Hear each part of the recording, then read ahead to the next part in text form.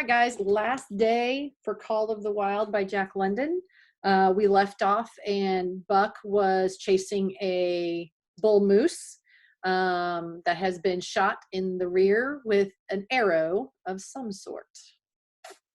And he's trying to take him down, as that's like his goal. Is he's excited about it because it's the biggest animal he'll have ever taken down. So here we go. There is a patience of the wild, dogged tiredness, persistence as life itself, that holds motionless for the endless hours, the spider in its web, the snake in its coil, the panther in its ambuscade. Yeah, I don't know what that means. This patience belonged particularly to life when it hunts its living food, and it belongs to Buck as he clung to the flank of the herd, retarding its march, irritating the young bulls, worrying the cows with their half-grown calves, and driving the wounded bull mad with helpless rage. For half a day, this continued. Buck multiplied himself, attacking from all sides, enveloping the herd in a whirlwind of menace, cutting out his victim as fast as it could rejoin its mates, wearing only the patience of creatures preying upon, which is a lesser patience than that of creatures preying. As the day wore along and the sun dropped to its bed in the northwest, the darkness had come back and the fall nights were 6 hours long. The young bulls retraced their steps more and more reluctantly to the aid of their beset leader. The downcoming winter was harrying them on to the lower levels, and it seemed they could never shake off this tireless creature that held them back. Besides, it was not the life of the herd or of the young bulls that was threatening. The life of only one member was demanded, which was a remoter interest than their lives, and in the end, they were content to pay the toll. As twilight fell, the old bull stood with lowered head, watching his mates, the cows he had known, the calves he had fathered, and the bulls he had mastered, as they shambled on at a rapid pace through the fading light. He could not follow, for before his nose leaped the merciless fanged terror that would not let him go. 300 weight, more than half a ton he weighed. He had lived a long, strong life, full of fight and struggle, and at the end he faced death at the teeth of the creature whose head did not reach beyond his great knuckled knees. From then on, night and day, Buck never left his prey, never gave it a moment's rest, never permitted it to browse the leaves of the trees or to shoot or the shoots of young birch and willow, nor did he give the wounded bull opportunity to slack his burning thirst in the slender trickling streams they crossed. Often in desperation, he burst into long stretches of flight, at such times Buck did not attempt to stay him. He loped easily at his heels, satisfied with the way the game was played, lying down when the moose stood still, attacking him fiercely when he strove to eat or drink. Their great head dropped more and more under this tree of horns, and the shambling trot grew weaker and weaker.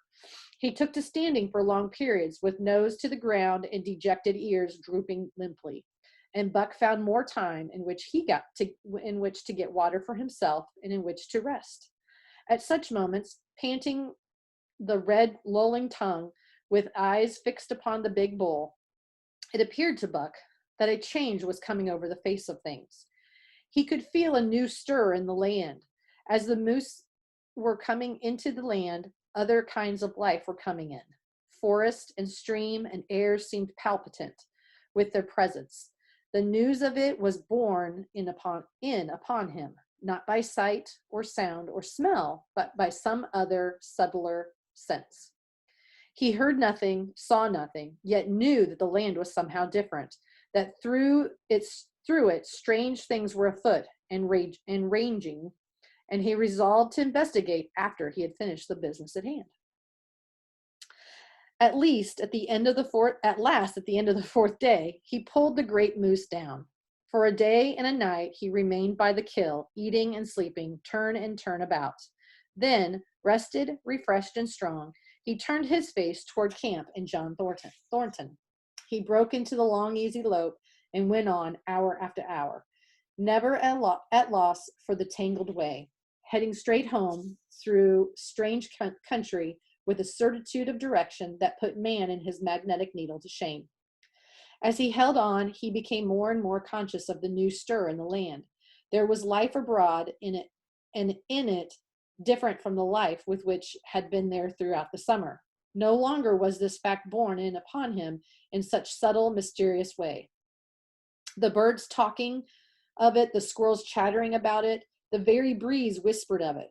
Several times he stopped and drew in the fresh morning air in great sniffs, reading a message which made him leap on with greater speed.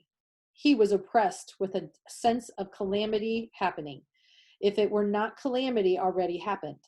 And as he crossed the last watershed and dropped down into the valley through the camp, he proceeded with great caution.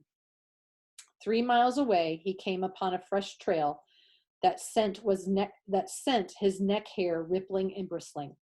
It led straight toward camp and John Thornton. Buck hurried on swiftly and stealthily, every nerve straining and tense, alert to the multitudinous details which told a story, all but the end. His nose gave him a varying description of the passage of the life on the heels of which he was traveling. He remarked the pregnant silence of the forest. The bird life had flitted. The squirrels were in hiding. One only he saw, the sleek gray fellow flattened against the gray dead limb, so that he seemed a part of it, a woody escutcheon upon the wood itself. As Buck slid along with the obscureness of a gliding shadow, his nose was jerked suddenly to the side, as though a positive force was gripping and pulling it. He followed the new scent into the thicket and found Nig. He was lying on his side, dead where he had dragged himself, an arrow protruding, head and feathers, from either side of his body. 100 yards further on, Buck came upon one of the sled dogs Thornton had bought in Dawson. This dog was thrashing about in the death struggle, directly on the trail, and Buck passed around him without stopping. From the camp came the faint sound of many voices, rising and falling in a sing-song chant. Bellying forward to the edge of the clearing, he found Hans, lying on his face, feathered with arrows like a porcupine. At the same instant, Buck peered out where the Spruce Bough Lodge had been and saw what made his hair leap straight up on his neck and shoulders. A gust of overpowering rage swept over him. He did not know that he growled, for he growled aloud with a terrible ferocity. For the last time in his life, he allowed passion to usurp cunning and reason, and it was because of his great love of John Thornton that he lost his head. The Yeehats were dancing around the wreckage of the Spruce Bough Lodge when they heard the fearful roaring and saw rushing upon them an animal the like of which they had never seen before. It was Buck, a live hurricane of fury, hurling himself upon them in a frenzy to destroy. He sprang at the foremost man. It was the chief of the Yeehats, ripping the throat wide open till the rent jugular spouted a fountain of blood. He did not pause to worry the victim. He ripped in passing, but with the next bound tearing wide the throat of a second man. There was no withstanding him. He plunged about in their very midst, tearing, rending, destroying in constant and terrific motion, which defied the arrows they discharged at him. In fact, so inconceivably rapid were his movements and so closely were the Indians tangled together that they shot one another with the arrows. And one young hunter, hurling a spear at Buck in midair, drove it through the chest of another hunter, with such force that the point broke through the skin of the back and stood out beyond. Then a panic seized the Yeehats, and they fled in terror to the woods, proclaiming as they fled the advent of the evil spirit. So there's Buck, obviously upset, mad, wanting to get back at these people. Truly Buck was the fiend incarnate, raging at his heels and dragging them down like deer as they raced through the trees. It was a fateful day for the Yeehats. They scattered far and wide over the country, and it was not till a week later that the last of the survivors gathered together in a lower valley and counted their losses. As for Buck, wearying of the pursuit, he returned to the desolate camp. He found Pete where he had been killed in his blankets in the first moments of surprise. Thornton's desperate struggle was fresh written on the earth, and Buck scented every detail of it down to the edge of the deep pool. By the edge, head and forefeet in the water, lay Skeet, faithful to the last. The pool itself, muddy and discolored from the sluice boxes, effectually hid what it contained, and it contained John Thornton. For Buck followed his trace into the water, from which no trace led away. All day, Buck brooded by the pool or roamed restlessly about the camp. Death as a succession of movement, as a passing out and away from the lives of the living, he knew, and he knew that John Thornton was dead. It left a great void in him, somewhat akin to hunger, but a void which ached and which food could not fill. At times, when he paused to contemplate the carcasses of the Yeehats, he forgot the pain of it, and at such times he was aware of a great pride in himself, a pride greater than any he had yet experienced. He had killed man, the noblest game of all, and he had killed in the face of the law of club and fang.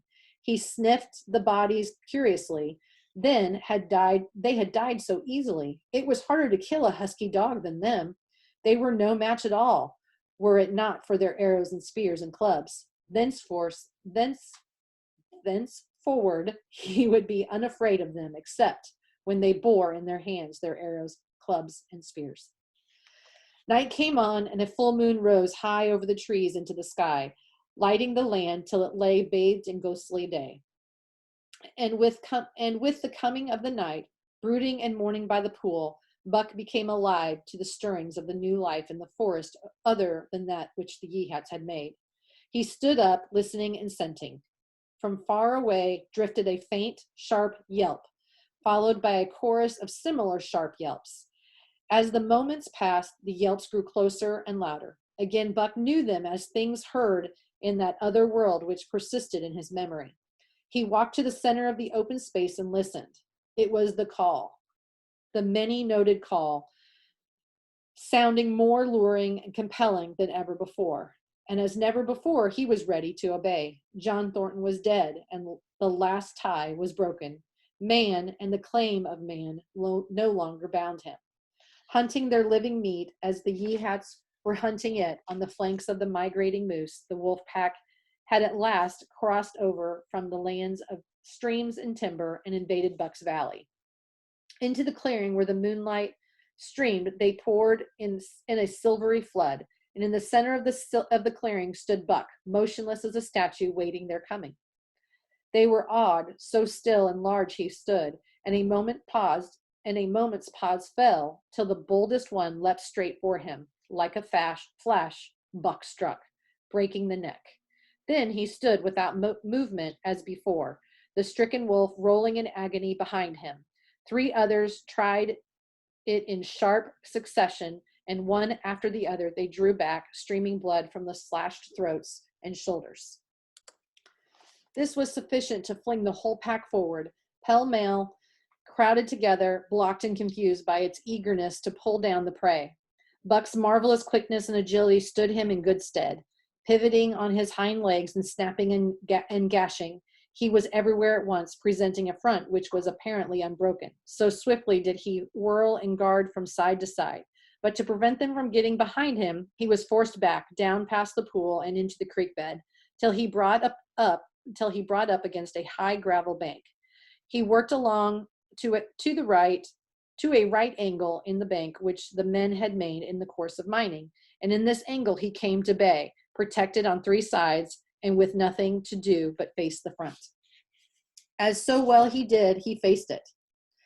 That at the end of the half an hour, the wolves drew back discomfited. The tongues of all were out and lolling, and the white fangs showed cruelly white in the moonlight. Some were lying down with heads raised and ears pricked forward. Others stood on their feet, watching him, and still others were lapping water from the pool. One wolf, long and lean and gray, advanced cautiously in a friendly manner, and Buck recognized the wild brother with whom he had run for a night and a day. He was whining softly, and as Buck whined, they touched noses. Then an old wolf, gaunt and battle-scarred, came forward. Buck writhed his lips into the preliminary of a snarl, but sniffed noses with him, whereupon the old wolf sat down, pointed noses at the moon, and broke out in a long wolf howl. The others sat down and howled, and now the call came to Buck in unmistakable accent. He, too, sat down and howled. This over, he came out of his angle, and the pack crowded around him, sniffing in half friendly, half savage manner. The leader lifted the yelp of the pack and sprang away into the woods. The wolves swung in behind, yelping in chorus, and Buck ran with them side by side with the wild brother, yelping as he ran. And here may well end the story of Buck. The years were not many when the Yeehats noted a change in the breed of Timberwolves. For some were seen with splashes of brown on head and muzzle, and with a rift of white centering down the chest. But more remarkable than this, the Yeehats tell of a ghost dog that runs at the head of the pack. They are afraid of this ghost dog, for it has cunning greater than they, stealing from their camps in fierce winters, robbing their traps, slaying their dogs, and defying the bravest hunters. Nay, the tale grows worse. Hunters there are who fail to return to camp, and hunters there have been whom their tribesmen found with throats slashed cruelly open and with wolf prints about them in the snow greater than the prints of any wolf. Each fall, when the Yeehats follow the movement of the moose, there is a certain valley which they never enter, and women there are who become sad when the word goes over the fire of how the evil spirits came to select that valley for an abiding place. In the summers, there is one visitor, however, to that valley of which the Yeehats do not know. It is a great, glorious coated wolf, and yet unlike any other wolves. He crosses alone from the smiling timberland and comes down into an open space among the trees. Here a yellow stream flows from rotted moose hide sacks and sinks into the ground, with the long grasses growing through it and vegetable mounds overrunning it and hiding its yellow from the sun. Here he muses for a time, howling once, long and mournful, ere he departs. But he is not always alone. When the long winter nights come on and the wolves follow their meat into the lower valleys, he may be seen running at the head of the pack, through the pale moonlight or glimmering borealis, leaping gigantic above his fellows, his great throat a bellow as he sings a song of the younger world, which is the song of the pack. The end. Thanks, guys, for listening.